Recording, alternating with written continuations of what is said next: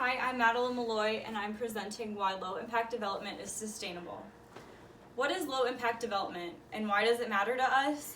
Low-impact development affects our surroundings in many ways, including our social life, our economic life, as well as our environment around us.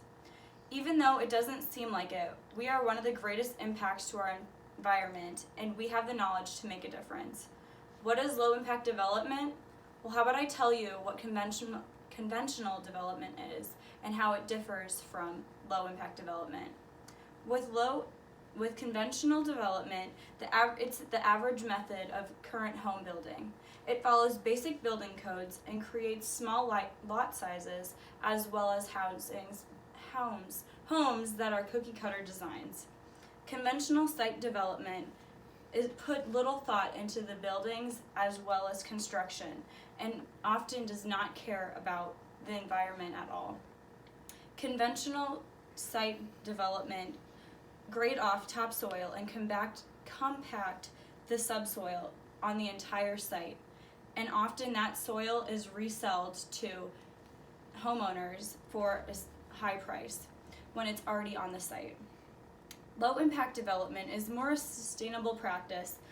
Commercial and residential homes have more environmental thought in them and often create a better ecosystem for us around and as well as the wildlife.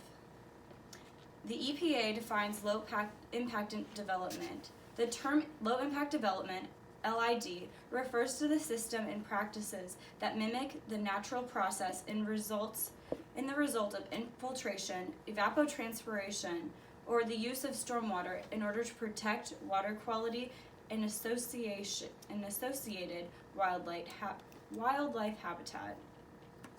Low-impact development helps us use the knowledge that we have for the ecosystem and how it can be improved upon itself. Watershed is a huge part of low-impact development. With low-impact development and with conventional site design, water isn't able to percolate through the ground because of its compaction, because heavy machinery is often drove on top of it to make sure the site is entirely flat. Filtration on average residential soil becomes eroded over time because of the compacted soil and loss of topsoil makes it harder for nutrients to percolate through the ground. Sediment, fertilizer, pollutants wash onto the street into the storm drains, and those storm drains often lead to fresh water that also pollute our wildlife and our aquatic habitats. LID water filtration, the top of the soil is intact, and with LID, low impact development, the water has the topsoil already pre-existing. So all the chemicals that we have in our air as well as fertilizers is able to percolate through the ground and then be brought down to recharge our groundwater. Water is filtered from the topsoil and pollutants are removed and it returns to the groundwater, creating a better habitat for us and the ecosystem. The National Geographic states, while nearly 70% of the world is covered in water, only 2% of it is fresh. The rest is saline or ocean-based. Even then, 1% of our fresh water is easily accessible, with much of it trapped underneath glaciers and snowfields. Thus, knowing that, we know that water is one of our most valuable resources.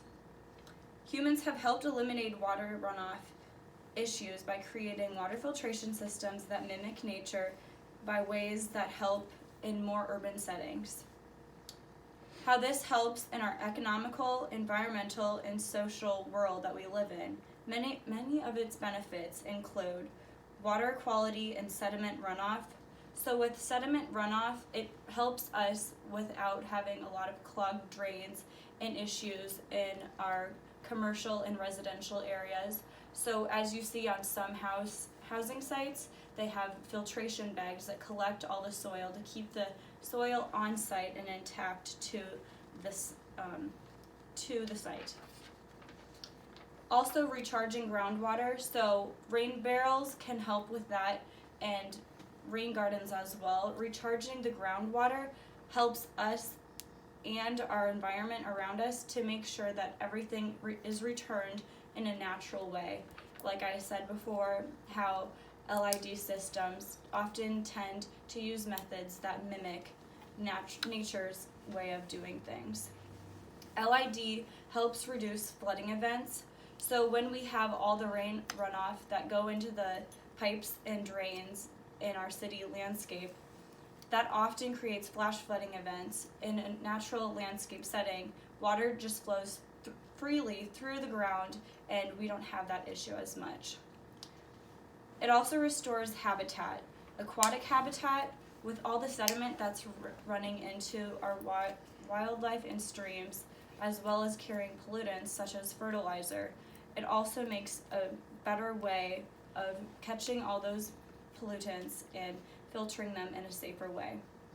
Native plants tend to have a better root system to deal with such issues. According to Landscapes for Life, irrigation is one of the most unsustainable landscape issues, accounting for 1/3 of residential water use. More than 7 billion gallons of potable water are used in the landscape nationwide. Social aspects, according to Trinkus Engineering Residential Development Perspective, LID focuses on creating livable development patterns that include clustered site development, which minimizes the amount of impervious areas in sites, connecting us to people and our neighbors around us, natural environments that are included from the green and usable spaces in the area from the development. In more urban settings like cities, rain gardens are used to create a home for flash flood areas, and that helps bring it back into the soil. Green roofs, as you often see, that also helps with drainage issues, and sidewalk plantings also absorb the heat and cool down the city. Now that you can see everything that impacts our world around us, it can also help our practices that we use in the concrete jungle around us. Low impact development, watershed, and the 3 spheres of sustainability is what all is impacted by low impact developments. Urban developments is directly related to all 3 of these main topics and have a huge impact to our deal for water as well as our need. Our need for water is impacted by all 3 of these main points. Water is becoming a rare commodity, so please use it wisely.